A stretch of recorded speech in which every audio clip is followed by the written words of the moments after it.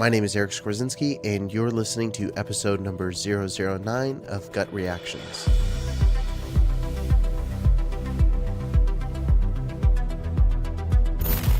Jason. We can't just lock ourselves in a room. We'd be locking ourselves out of the world. That's the whole point. We lock ourselves out of the world. We've got weapons. We can take care of whatever comes. I can't go in there, Deb.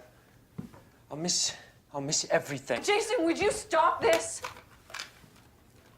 Come with us. Be safe. Settle like I'm trying to do. Settle for... For what? For life. For survival. Survival? Who wants to survive in a world like this? All that's left is to record what's happening for whoever remains when it's over. Perhaps no subgenre has experienced as much rapid success, or likewise suffered as much criticism and vitriol as the found footage genre. Though many cite 1999's The Blair Witch Project as the first introduction into this unique cinematic form of storytelling, it was actually Ruggero Deodato's 1980 Italian film Cannibal Holocaust that first introduced this type of narrative. Cannibal Holocaust was so convincing to audiences that, in fact, after its release, it was seized by Italian courts and its director was quickly arrested and charged with obscenity and murder. Cannibal Holocaust falls into the category of a movie that's so low budget you kind of believe it's real. And then you look at the people they use, and they use real cannibals and like jungle savages when they film this. You think, what monster made this movie? The courts accused me of really killing and torturing people. The court wanted to see the film with me, so they took me to a special room. Immediately from the judge's reaction, because he grimaced every time he saw a shocking scene, I could see that I would be convicted. The film opened in Italy on the 8th of February 1980 and caused uproar. It appeared to show documentary footage where people were beheaded, castrated and eaten by cannibals. It resulted in it being banned in Italy and Britain. It was not until the actors appeared in court, proving themselves to be very much alive, that Deodato was released. Now, of course, audiences aren't so easily fooled. Nearly 4 decades later, the found footage genre has exploded to unprecedented levels. However, modern, savvy, and somewhat fatigued audiences make the subgenre increasingly difficult to find success in. On today's episode, I'll be talking about this divisive branch of horror filmmaking and sharing my thoughts about what makes it work, what can prevent it from being effective, and what makes it a relevant form of storytelling today. But before I do that, I want to quickly talk about what I've been watching lately. So I've been able to watch quite a bit since the last episode. In case you didn't notice, there wasn't an episode last week, and I'm so sorry about that. It just came down to a situation where I was working on a lot of projects. I'm a freelance videographer and designer, and so when it comes to paying the bills, sometimes I have to take projects last minute. And so I did some of those and wasn't able to provide the podcast, and I'm sorry about that. This week, I am sick, if you can't tell my voice, so I'm going to try to get through this without making it sound incredibly painful to listen to.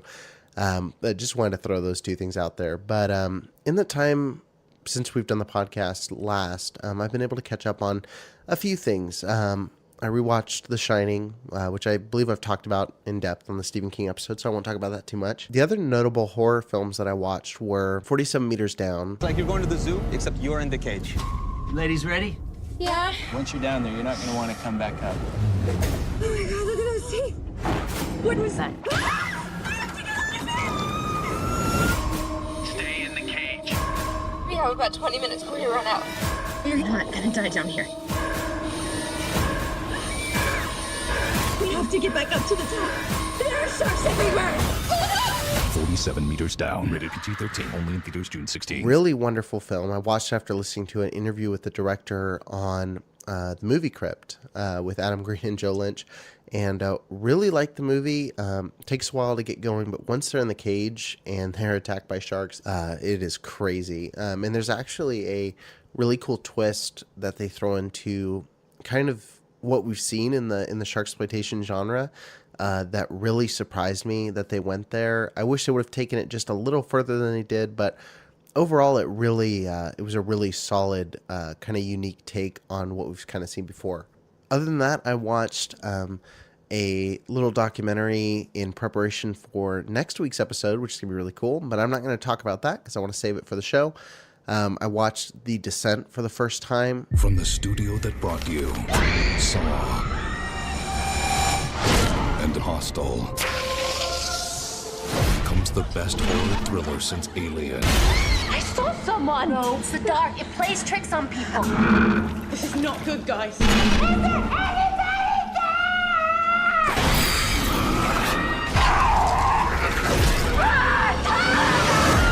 The Descent. Rated R. In theaters everywhere August 4th. Again, it takes a little bit to get into it, but once it really gets going, it's an absolutely fascinating film. My wife watched it with me, and it really went a different direction than either of us expected. And she was hitting me and like, wow, this is crazy, and jumping, and I was jumping too. There were some really good moments in it. Really well directed, and some really strong visuals. I look forward to going back and watching that again. If you're interested in watching it, it's now on Shudder, which is a really cool streaming service for horror fans like myself, to be able to watch stuff like this. So if you haven't joined Shudder yet, go ahead and do it. It's $5 a month, and you can watch movies like The Descent. Really great movie. Lastly, I introduced my wife to what some may not consider a horror film, but I think it definitely meets the criteria. That's 1999's The Mummy, directed by Stephen Sommers. Jonathan, I think you found something. On May 7th, uncover the secret. Unlock the legend. No! Unleash the power. We are in serious trouble.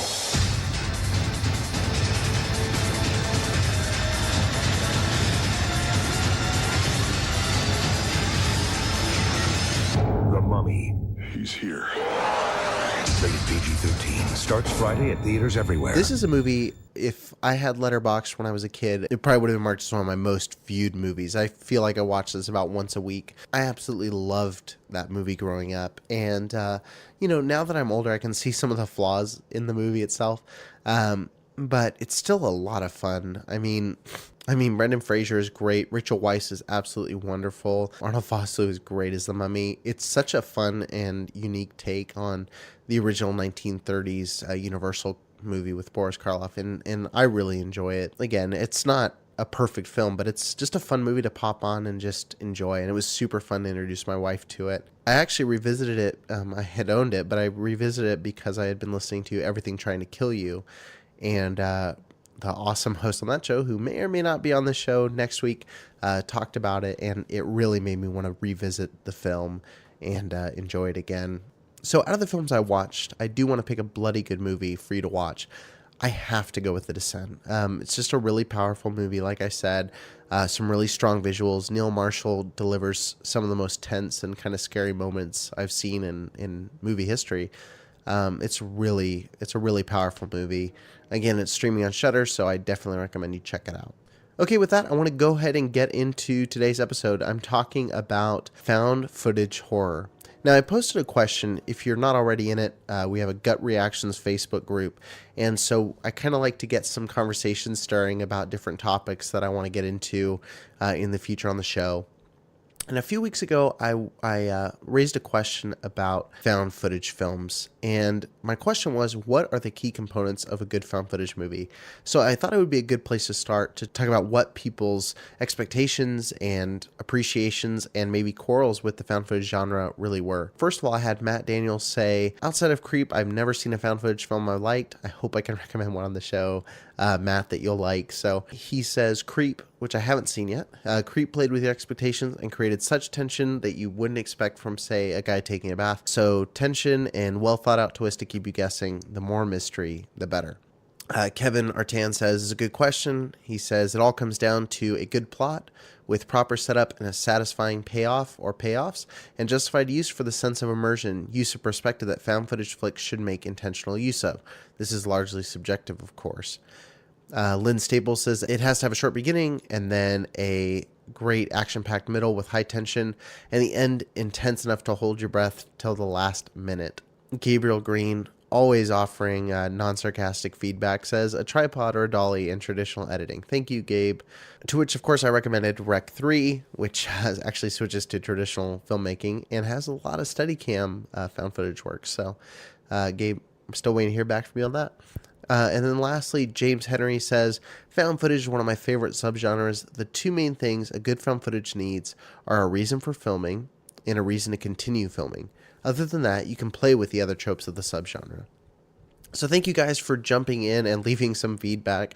Some of you got into some of the answers I actually wanted to share as I pick my own brain about the question. So as we get into this topic of found footage movies, first of all, what makes it work? Now, I think the answer is different depending on what decade you're watching a found footage movie, but speaking from a 21st century perspective, I think what really makes found footage work for me is that's the way I'm used to consuming, and I'm sure the same would be for anyone listening to the show. The way that I can consume most news, most current events is, even if it's from a news network, I'm typically seeing it from a first-person perspective. When you see a clip from CNN about a bombing or about a shooting or a riot or a march or a campaign, 9 times out of 10 the footage you're showing is from a eyewitness perspective, shot on a phone or a handheld video camera. And so when I watch a film like say Cloverfield, which is an excellent example, they kind of played on the idea of what people were filming like during 9/11 and showing that kind of style, and that was a lot of the inspiration for the look of the film. Have you tried maybe calling 911, see if somebody else can get there? I tried. Okay, well, I mean, what about police, fire department? I couldn't get through. Okay, it just seems a little...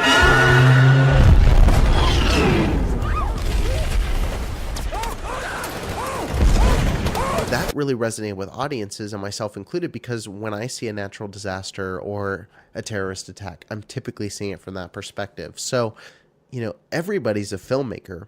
The reality is, if you were to see a real life zombie apocalypse happen, it would play out very much like, Romero's Diary of the Dead. There would be people filming, trying to show what's happening. Some of this footage was never broadcast. It was secretly uploaded by the cameraman who shot it. It was his way of trying to tell the truth about what was happening. Bree Reno reporting live from Homestead, where tragedy befell an immigrant family.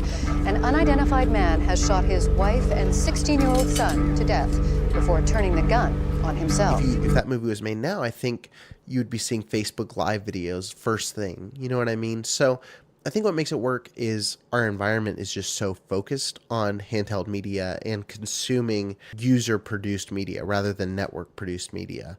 And that kind of ties into the other thing I was saying about, which what makes it work is it gets rid of traditional narrative. So you don't have the separation of cuts. You don't have or at least traditional cuts. You don't have this unique crane shot that may take you out of the movie a little bit. You're not focused on the art form in a well-made found footage movie. Characters are often breaking the fourth wall, talking directly to the character who's holding the camera that you're seeing the events through. And so I think what makes it work is ultimately it puts you in the situation. I referenced at the beginning of the show, Cannibal Holocaust. That was what made that movie so convincing to people watching. They'd never seen something like this before, where you're seeing, cannibals eating someone, or you're seeing, a girl impaled on this stick, and there's no way that you're thinking about like an effect when this is the first time you're seeing that kind of style. In the jungle, it's the daily violence of the strong overcoming the weak. Jack!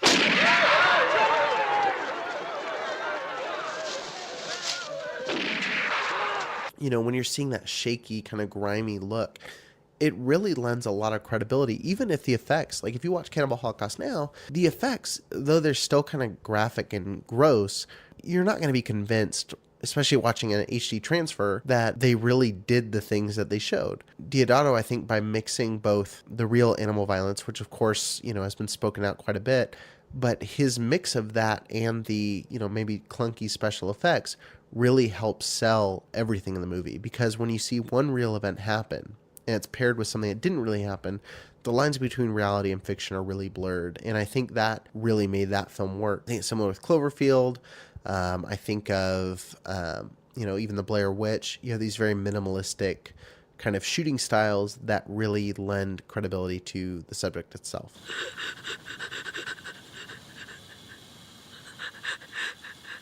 I'm scared to close my eyes. I'm scared to open them.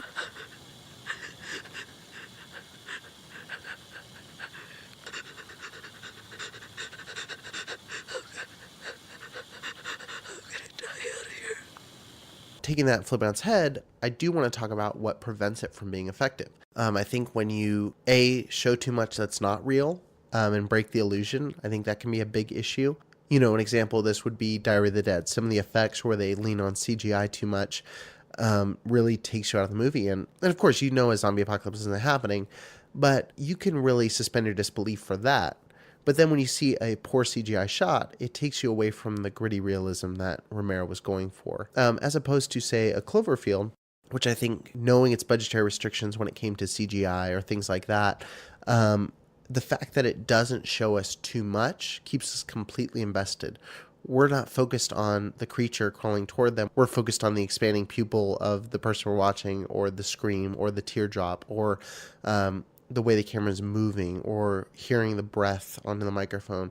What prevents a found footage movie from being effective is when it becomes too cinematic, when it becomes a situation where people are responding to things the way they would in a movie, but not the way they would in real life if something was going down. I personally think one of the greatest found footage movies of all time is the Spanish film Wreck. And the reason it's so believable, even though the scenario is completely crazy, the actors and actresses act like real people. They interrupt each other. They talk over each other. They talk too quiet. They talk too loud. The camera moves around them in a very organic way where the camera is reactionary. Nothing feels planned. And I think when you're watching that movie, especially when you're alone and the lights are off and there's no interruption or reminder that this is a movie, the movie really works in a very effective way. Even more so than, say, like the indie movie Frankenstein's Army, which, has some great creature effects, but the film doesn't look the way film from that time period would have looked. The acting is pretty rough. It pulls you away in a way that Wreck or Cloverfield or all these movies don't really do. The final thing I think can really prevent a movie from being effective that's found footage is a found footage movie should have a rewatchability factor. What I mean by that, and of course, a movie should be able to be enjoyed by watching it one time. But I think what's really neat when you're watching a movie that should have so much detail in a very realistic feeling world, it should be something where you can go back over and over again and get different ideas and piece together different themes and even different hints at what the big picture is of this kind of intimate journey you're following. There's these little moments you can pick up on that are really solid. Where I think some movies fail is films like Paranormal Activity or Blair Witch Project, in which, it's a very simple setup. The movie plays on the idea of you buying into this being real, but really gives you a lot of buildup with very little payoff. I watched Paranormal Activity once. I've tried to revisit it a couple times, and you spend the whole movie building towards something that is ultimately, at least for me, not very satisfying. And so it's not a satisfying film experience. By contrast, I think Romero's Diary of the Dead, which I think is even more potent now than ever before, is a movie that has tons of rewatch value. It has a very strong core message, and it's a good movie before being a found footage movie. So moving on from what makes it work and what can prevent it from being effective, I want to talk about what makes found footage relevant. Now, I got into this a little bit when I talked about kind of context and this kind of being in this cultural world of social media and live videos and Twitter feeds and Instagram photos and stories and Snapchats. But I think what also makes found footage relevant is that it's unedited and it's raw. What we're looking at culturally, where we're seeing everything filtered through a very strong biased filter, whether it be listening to coverage about something from a liberal news network or a conservative news network. There's something, I think, frustrating to most people when you're trying to get to what is the core thing that humanity needs to learn about this event, and it's constantly being manipulated. Again, even if you agree with the bias, there's almost this kind of condescension, I think, that's present when most stories are presented. And I think for a lot of movie fans, especially horror fans, there's kind of this fatigue of films being condescending toward its viewer, or its viewers, plural. I talked on a recent episode about the film Truth or Dare, and I wholeheartedly disagreed with the, moral decisions that movie made and the decisions that it celebrated. But even more than I hated those topics, I hated the way that it dumbed down the story to deliver it to the audience. I think one thing that really makes horror work, I heard one podcast host refer to horror as punk rock. It's kind of on the outside. It's kind of dangerous and something that mainstream audiences don't like to look at because it's so truthful about society. I think even though there's a place for quote unquote preachy films, I think when a filmmaker can deliver a found footage movie and make it where it's somewhat challenging and where it is more ambiguous and where it does have kind of a non-clear message, but something that horror fans can talk about, discuss. What does it mean? How would we respond in this situation? I think those kind of films are important. And I think found footage is a way to give kind of that, that raw broadcast approach to saying, okay, here's this scenario. These characters are all, maybe stereotypes of these different positions.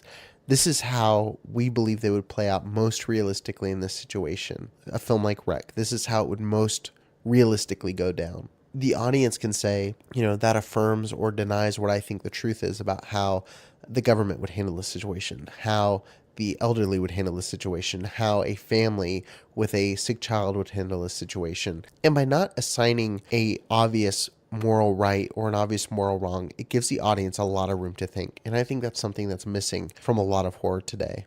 I think found footage does have a place at the table. I think because it's so cheap and simple to produce, a low-grade found footage movie, there's always going to be a lot of crap to dig through. But I think overall, when we get a gem in this genre, I think it's films that have the potential to be on par with the greatest horror films that you can think of that have a linear and traditional style of editing and directing. That kind of wraps up my brief thoughts on the found footage genre, but I want to hear what you have to say. So feel free to connect with me on Facebook by liking our Facebook page, joining the group Gut Reactions, and following me on Instagram and Twitter at Gut Reactions. If you want to follow me personally, that's at Eric Skorzynski. If you don't know how to spell that, join the group and I'll let you know. I also ask that you show your support for the show by leaving a 5-star review on iTunes. Be sure to join me next week. We have a very special guest, the host of Everything Trying to Kill You. We're going to be talking about a super interesting topic that I'm sure all horror fans are going to enjoy. Thank you so much for listening. Until next episode, bye-bye. It reminds me of the orientation video Michael showed on my first day. The Scranton Witch Project. I am so scared when people don't label their personal food.